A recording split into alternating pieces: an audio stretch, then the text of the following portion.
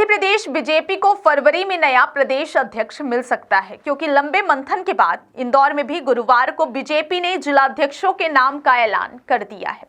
इस तरह सभी 62 जिलाध्यक्षों का चयन होने के बाद अब बीजेपी में नए प्रदेश अध्यक्ष को लेकर हलचल फिर से शुरू होती दिख रही है, क्योंकि पार्टी के संगठन चुनाव का तीसरा चरण पूरा हो चुका है। ऐसे में अब चौथे चरण में केवल प्रदेश अध्यक्ष के चयन की प्रक्रिया होनी है।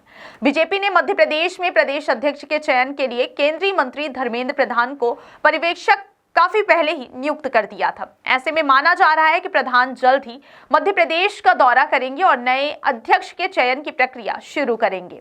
खास बात यह है कि बीजेपी के केंद्रीय नेतृत्व ने प्रदेश अध्यक्ष को लेकर पत्ते नहीं खोले हैं, लेकिन इस रेस में 5 नेताओं के नाम सबसे आगे दिख रहे हैं। माना जा रहा है कि मध्य प्रदेश में बीजेपी के नए प्रदेश अध्यक्ष पद के लिए फरवरी के पहले ही हफ्ते में प्रदेश अध्यक्ष के चयन की प्रक्रिया शुरू होगी, क्योंकि जैसे ही चुनाव प्रभारी धर्मेंद्र प्रधान का दौरा तय होगा तो यह नए अध्यक्ष की कवायद शुरू होगी।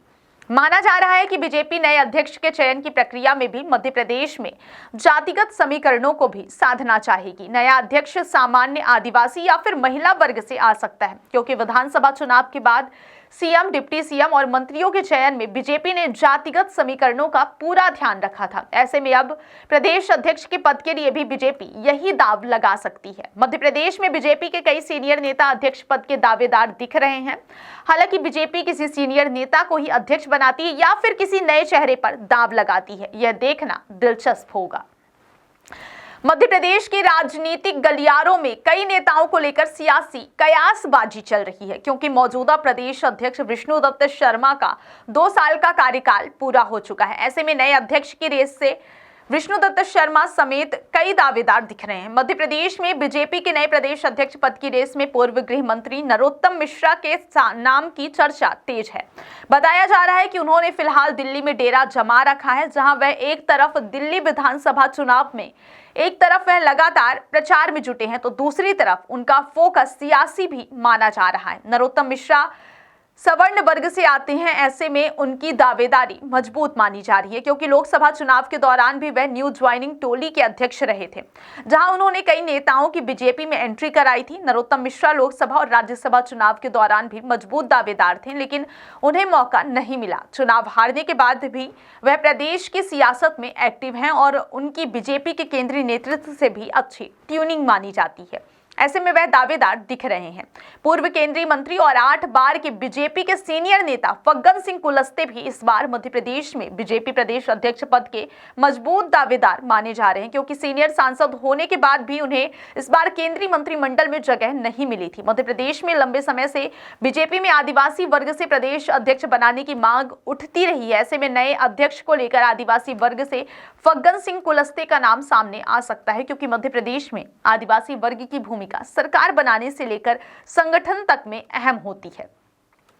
ऐसे में बीजेपी यह प्रयोग कर सकती है। बीजेपी के वर्तमान प्रदेश अध्यक्ष विष्णुदत्त शर्मा की प्रदेश अध्यक्ष की रेस में फिलहाल दावेदार बने हुए हैं, क्योंकि उनके कार्यकाल में 2023 के विधानसभा और 2024 के लोकसभा चुनाव में बीजेपी ने ऐतिहासिक प्रदर्शन किया है। ऐसे में माना जा रहा है कि बीजेपी फिर से उनके नाम पर ही सहमति बना सकती है। वहीं भोपाल हुजूर विधानसभा सीट से तीसरी बार विधायक बने रामेश्वर शर्मा भी प्रदेश अध्यक्ष की दौड़ में शामिल है। माना जा रहा है कि रामेश्वर शर्मा संघ के बैकग्राउंड से आते हैं, जबकि हिंदुत्व को लेकर भी मुखर रहते हैं। शर्मा मंत्री पद के भी दावेदार थे, लेकिन उन्हें मौका नहीं मिला। ऐसे में नए चेहरे के तौर पर उनका नाम भी आगे बढ़ा सकती है बीजेपी।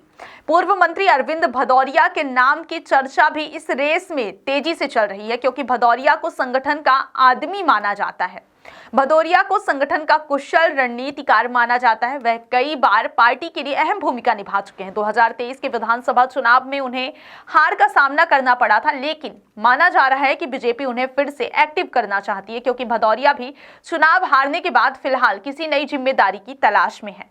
बीजेपी के राज्यसभा सांसद सुमेर सिंह सोलंकी के नाम की चर्चा भी मध्य प्रदेश बीजेपी के प्रदेश अध्यक्ष पद के लिए तेजी से चल रही है। सोलंकी संघ के बैकग्राउंड से आते हैं। उनके फेवर में 2 बातें सबसे ज्यादा दिख रही हैं। पहला, वह आदिवासी वर्ग से युवा चेहरा है। दूसरा, संघ के बैकग्राउंड और मालवा क्षेत्र से आते हैं। इसके अलावा सोलंकी के नाम की चर्चा कई बार दूसरे पदों के लिए भी चल चुकी है। ऐसे में माना जा रहा है कि बीजेपी सोलंकी पर दांव लगा सकती है। हालांकि यह सब अभी अटकलबाजी है। इसके अलावा बैतूल के विधायक हेमंत खंडेलवाल, राज्यसभा सांसद कविता पाटीदार, पूर्व मंत्री बृजेंद्र सिंह, बीजेपी अनुसूचित जाति वर्ग के राष्ट्रीय अध्यक्ष लाल सिंह आर्य, भोपाल से पार्टी सांसद आलोक शर्मा का नाम भी रेस में शामिल है। इसके अलावा बीजेपी अपने राजनीतिक सरप्राइज के लिए भी जानी जाती है, जिसमें कोई नया चेहरा सामने आ सकता है। माना जा रहा है कि 15 फरवरी तक मध्य प्रदेश में नए अध्यक्ष की ताजपोशी हो सकती है। बहुत बहुत धन्यवाद।